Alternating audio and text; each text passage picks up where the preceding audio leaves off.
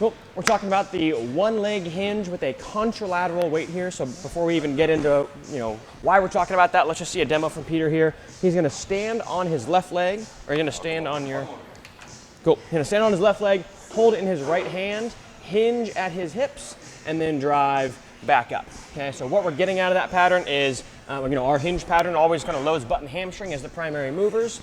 By doing it unilateral, he's also getting some hip stability benefits, and that weight being in the opposite hand really challenges the outside hip here on the left leg. A common limitation is not having enough internal rotation on this hip where he kind of spins open as he goes. You're gonna see that even more clearly if he spins 90 degrees and puts his back to you. As he goes here, if he can't turn into this stance leg hip, he's now open here and has to twist up here to make up for that. So to work on that, some things that we might do are use a little hand support. If he puts his hand on the rack here, now as he turns, as he hinges rather, he can turn into that hip with a little more control. He's gonna feel a big stretch on the outside of that hip, not to mention his hamstring as he does that pattern. Okay?